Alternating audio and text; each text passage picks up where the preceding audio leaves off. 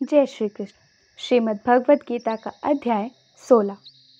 श्री भगवान बोले, भय का सर्वथा अभाव, अंतःकरण की पूर्ण निर्मलता, तत्व ज्ञान के लिए ध्यान योग में निरंतर दृढ़ स्थिति और सात्विक दान, इंद्रियों का दमन, भगवान देवता और गुरुजनों की पूजा तथा अग्निहोत्र आदि उत्तम कर्मों का आचरण एवं वेद शास्त्रों का पठन पाठन तथा भगवान के नाम और गुणों का कीर्तन, स्वधर्म पालन के लिए कष्ट सहन और शरीर तथा इंद्रियों के सहित अंतःकरण की सरलता, मन वाणी और शरीर से किसी प्रकार भी किसी को कष्ट न देना, यथार्थ और प्रिय भाषण, अपना अपकार करने वाले पर भी क्रोध का न होना, कर्मों में कर्तापन के अभिमान का त्याग, अंतःकरण की उपरति अर्थात चित्त की चंचलता का अभाव, किसी की भी निंदा न करना, सब भूत प्राणियों में हेतु रहित दया, इंद्रियों का विषयों के साथ संयोग होने पर भी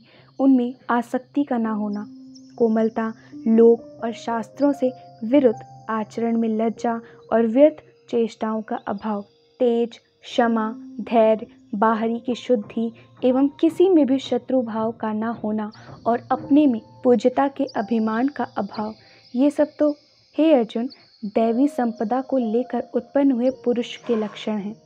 हे पार्थ, दंभ, घमंड और अभिमान तथा क्रोध, कठोरता और अज्ञान भी ये सब आसुरी संपदा को लेकर उत्पन्न हुए पुरुष के लक्षण हैं। दैवी संपदा मुक्ति के लिए और आसुरी संपदा बांधने के लिए मानी गई है।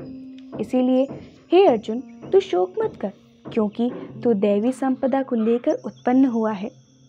हे अर्जुन, इस लोक में भूतों की सृष्टि यानी मनुष्य समुदाय दो ही प्रकार के हैं, एक तो दैवी प्रकृति वाला और दूसरा आसुरी प्रकृति वाला।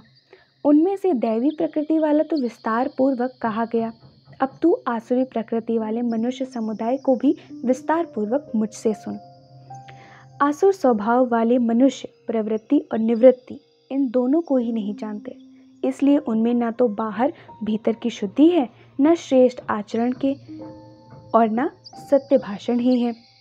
वे आसुरी प्रकृति वाले मनुष्य कहा करते हैं कि जगत आश्रय रहित सर्वथा असत्य और बिना ईश्वर के अपने आप केवल स्त्री पुरुष के संयोग से उत्पन्न है, अतएव केवल काम ही इसका कारण है, इसके सिवा और क्या है। इस मिथ्या ज्ञान को अवलंबन करके जिनका स्वभाव नष्ट हो गया है तथा जिनकी बुद्धि मंद है, वे सब अपकार करने वाले क्रूर कर्मी मनुष्य केवल जगत के नाश के लिए ही समर्थ होते हैं।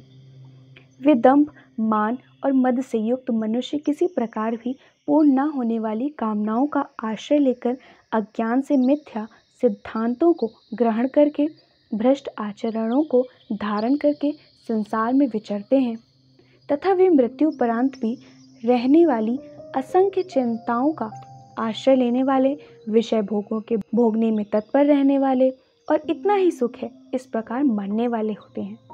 वे आशा की सैकड़ों फांसियों से बंधे हुए मनुष्य काम क्रोध के परायण होकर विषय भोगों के लिए अन्यायपूर्वक धनादि पदार्थों का संग्रह करने की चेष्टा करते हैं।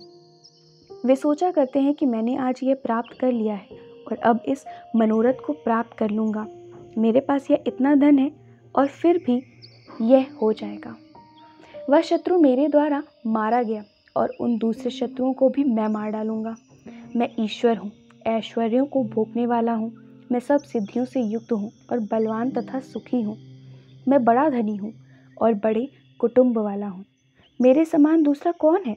मैं यज्ञ करूँगा, दान करूँगा और आमोद प्रमोद करूँगा।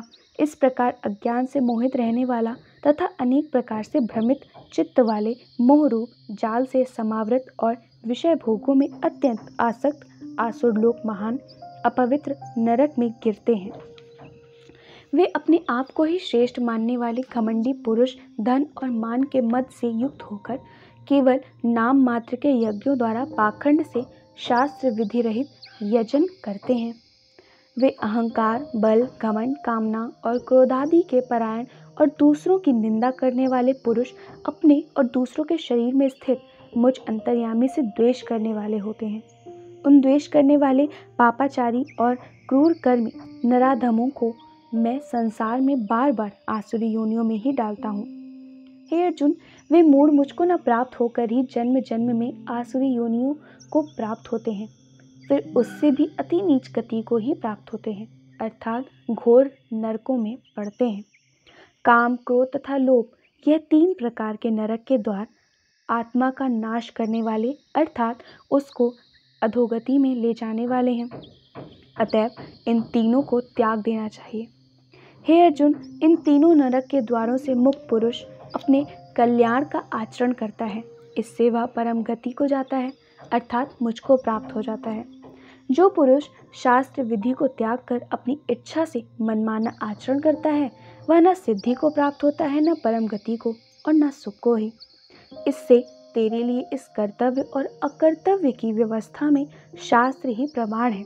ऐसा जानकर तू शास्त्र विधि से नियत कर्म ही करने योग्य है।